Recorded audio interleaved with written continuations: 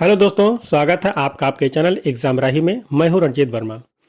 दोस्तों, आशा है कि आपकी जो तैयारी है पुलिस कांस्टेबल भर्ती को लेकर के वो बहुत ही बेहतर तरीके से चल रही होगी और आप अपना उसमें 100% दे रहे होंगे। अगर इसी को थोड़ा सा और अच्छे से कहा जाए तो शायद आप जितना दे सकते हैं उससे भी ज़्यादा दे रहे होंगे, क्योंकि अब एग्ज़ाम के लिए जो समय है वो बहुत ही कम बचा हुआ है।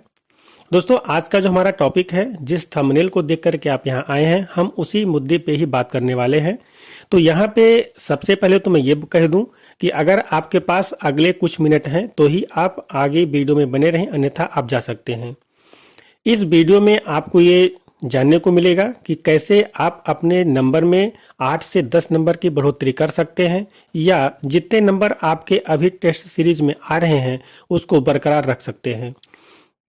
तो चलिए दोस्तों, हम इस मुद्दे पे बात करना शुरू करते हैं।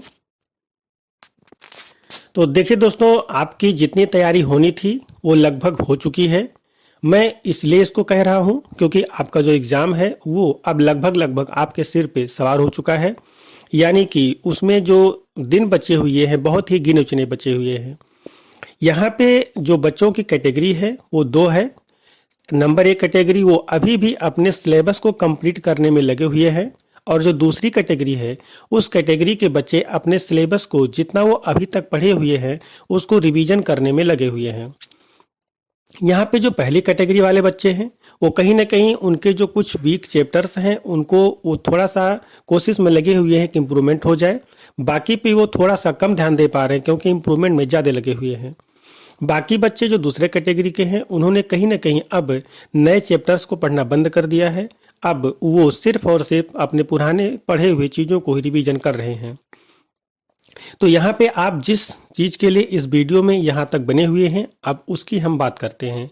कैसे आप अपने नंबर्स को सेव कर सकते हैं, अपनी पोस्टिंग को सेव कर सकते हैं या सिलेक्शन को सेव कर सकते हैं। साथ ही आपका जो नंबर है वो घटे नहीं, इसको आप श्योर कर सकते हैं। तो दोस्तों, यहाँ पे सबसे बात जो है, आपका जो एग्ज़ाम है, चूँकि अब समय बहुत कम बचा हुआ है, तो यहाँ पे अगर आप ये सोच रहे हैं कि हम अभी और पढ़ लें या हमारे जो कुछ चैप्टर्स छूटे हुए हैं उनको भी हम पढ़ लें, कंप्लीट कर लें, तो अब आप यहाँ पे गलत कर रहे हैं। आपको अब यहाँ पे कुछ भी नया पढ़ने से बिल्कुल बचना चाहिए।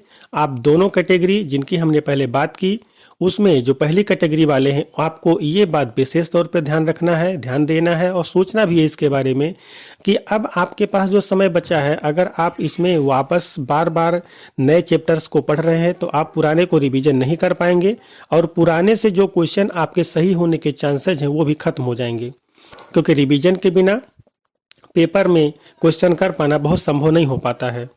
वो ही चीज़ें आप पेपर में बिना रिवीजन के कर पाते हैं जो आप बचपन से पढ़े हुए आ रहे होते हैं, वो आपको एक झटके में याद आ जाती हैं। लेकिन पेपर का जो सेट करने वाला होता है, पेपर को जो सेट करता है, वो भी ऐसे क्वेश्चन कुछ रखता है कि आप उसमें उलझ जाते हैं। उलझने का मतलब ये है कि आप उसको जब करते हैं तो आपको बड़ा आसान लगता है, और अगले जो थोड़ा सा हार्ड क्वेश्चन है जब वो करने शुरू करता है तो आप उसमें फंस जाते हैं और नहीं कर पाते।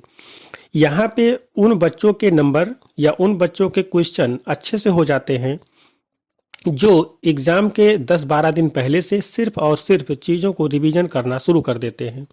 यानी कि उन्होंने जो भी पढ़ा हुआ था वही बार बार रिपीट करते हैं, बार बार रिपीट करते हैं। तो यहाँ पे क्या होता है कि पढ़ी हुई जो चीज़ें हैं, अगर आपने एक बार या दो बार पढ़ा हुआ है तो वो नॉर्मली आपको एग्ज़ाम हॉल में याद नहीं आता है, क्योंकि वो उस पर आप श्योर नहीं होते हो। लेकिन जब आप उसी चीज़ को 8 से 10 बार पढ़ लेते हो, लगातार पढ़ते रहते हो, तो वहाँ पे जो चीज़ें हैं आपको एग्ज़ाम में याद आती हैं। यहाँ पे जो सबसे बड़ी बात है कि जब आप रिवीजन के अलावा नए चैप्टर्स पढ़ रहे होते हैं तो दिमाग यहाँ पे कंफ्यूज हो जाता है, क्योंकि दिमाग में आप सिर्फ और सिर्फ ठूसे जा रहे हो, ठूसे जा रहे हो, ठूसे जा रहे हो। आप ये नहीं सोच रहे हो कि दिमाग एक्सेप्ट कर भी पा रहा है कि नहीं कर पा रहा है। तो यहाँ पे हमारा जो आपको ये कहना है, अगर आप यहाँ पे इस वीडियो के एंड तक पहुँच गए हैं, इस जगह तक पहुँच गए हैं, तो निश्चित ही आप अपनी पढ़ाई में 8 से 10 नंबर बढ़ाने के लिए, साथ ही अपना सिलेक्शन पक्का करने के लिए बिल्कुल तत्पर हैं। तो आप यहाँ पे सिर्फ और सिर्फ एक बात को ध्यान रखिए, अब आप कुछ भी नया पढ़ने से बंद कर दीजिए।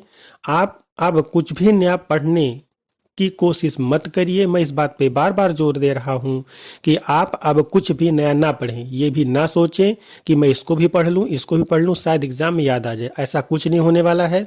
आपको एक बार पढ़ी हुई चीज़ें एग्जाम में याद नहीं आएंगी। जो आप बार बार पढ़े होंगे सिर्फ वही आपको एग्जाम में याद आएगा। तो अगर आप एक दो नंबर बढ़ाने के चक्कर में बाकी जो आपके 180, 190 या 200 या 210 जो भी नंबर आपके आ रहे हैं उसका रिवीजन आप नहीं कर रहे हैं, तो एग्ज़ाम हॉल में चूंकि प्रेशर बहुत ज़्यादा होता है, वहाँ पे आप अगर यहाँ पे आप 200 नंबर आ रहे हैं तो वहाँ पे नॉर्मली 5-7 क्वेश्चन तो प्रेशर में ही गलत हो जाते हैं। और वो प्रेशर इसीलिए होता है क्योंकि आप चीज़ों को बार बार रिवाइज नहीं किए होते हैं। तो अब अंत में आपका बहुत समय ना लेते हुए एक ही बात पे वापस जोर दे रहा हूँ, इसको ध्यान दीजिएगा। जो भी समय आपके पास बचा है, जब भी आप इस वीडियो को देख रहे हो, अब इसके बाद आप सिर्फ और सिर्फ रिवीजन पे ही ध्यान दीजिए, इसके अलावा और कुछ मत करिए। तो चलिए दोस्तों, मिलते हैं किसी और वीडियो में किसी और जानकारी के साथ। तब तक के लिए जय हिंद।